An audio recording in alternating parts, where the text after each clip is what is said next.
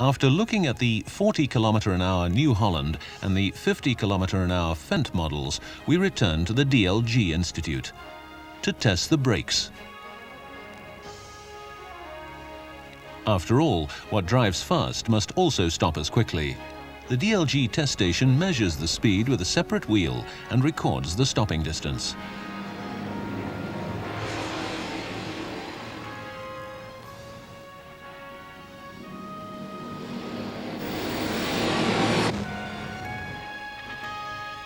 From this measurement, we calculate the mean deceleration.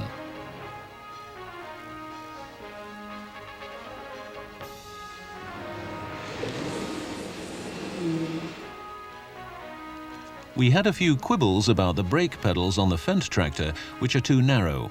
The independent brakes are too small for normal feet. Of course, when traveling on the road, regardless of the speed, the brake pedals need to be linked.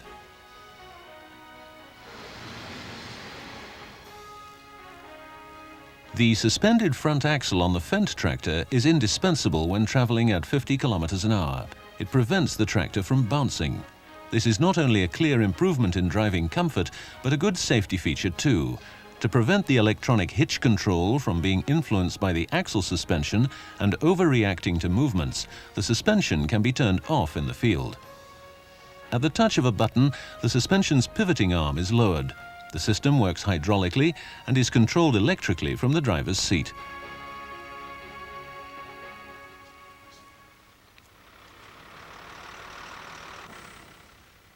Driving comfort and safety are improved because half of the ram's movement is the suspension travel.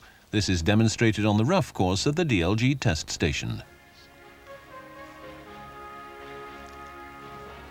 On this farm in North Germany, the Fendt Favorit 822 was drilling winter wheat when we visited. We asked the manager, Mr. Hasstedt, why he had decided to buy a Fendt Favorit. Because I think it's a versatile tractor.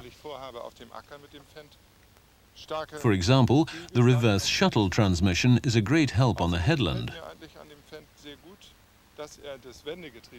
I also need a tractor that can pull heavy loads.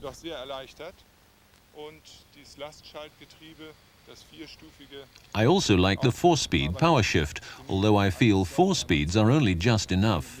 I should really have 2 extra power shift speeds. I want to use the machine for transport work in winter to take our grain to the mill and be paid for the haulage.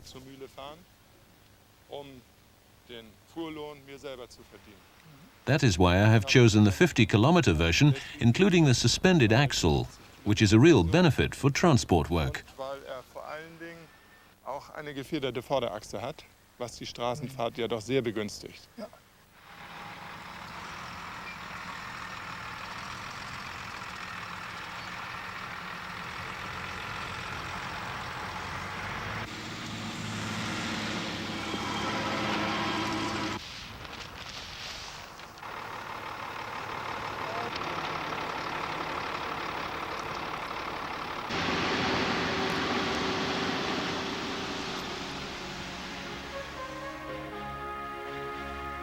The semi-automatic operation of the 4-wheel drive and differential lock in the rear axle are very useful on the headland.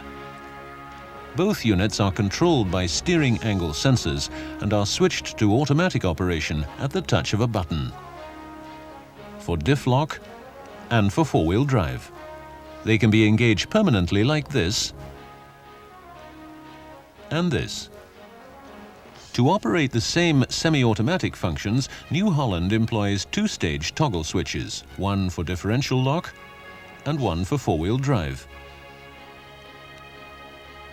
On the John Deere without semi-automatic functions, you step on a foot pedal to engage the diff lock and on the brake to disengage it. When set to auto, the front-wheel drive is disengaged when speed exceeds 14 km/h and an independent brake is operated. Case uses a 2-stage toggle switch to control the front-wheel drive. When it is in the first position, the front-wheel drive switches off when the independent brake is used. These are important functions that ensure the optimum transmission of tractive power to the ground and also make the machines easier to use. This Magnum, for example, is preparing a seedbed on the Löbel farm in East Germany and pulling a 9-meter wide drill sowing winter wheat.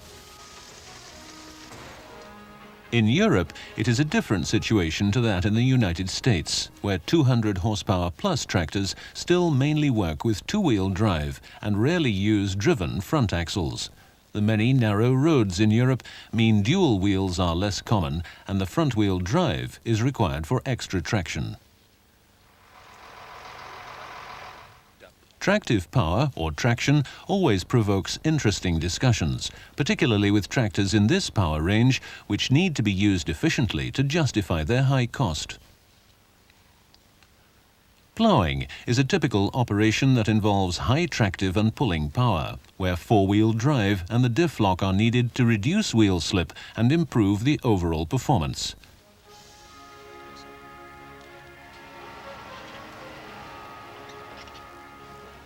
However, measuring a tractor's pulling power is much easier at the test station, where the DLG measures the maximum traction on a concrete course. This way, measurements can be repeated and compared time and again.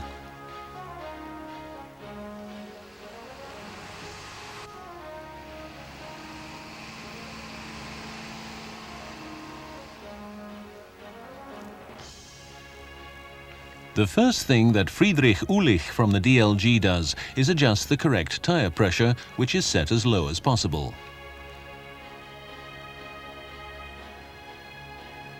And then all that counts is which machine can pull the biggest load.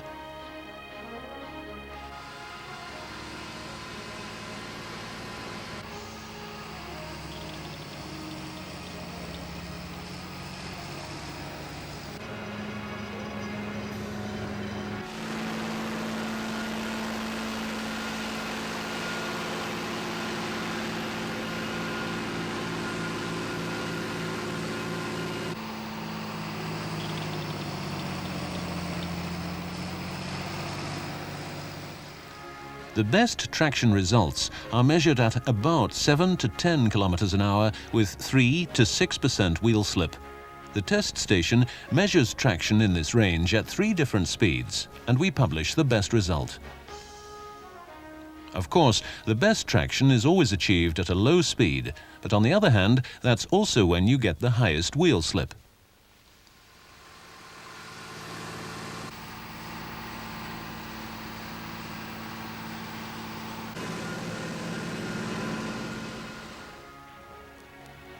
As well as traction, which is shown in absolute kilowatts, we are also very interested in efficiency. If you know a tractor's rated engine and PTO power, you can calculate the actual engine output from the measured PTO output. The way the actual engine power relates to the maximum traction recorded reflects how much of the engine power is delivered to the wheels as usable tractive power. Let's have a look at the results. The result achieved by New Holland is slightly better than the average 80%.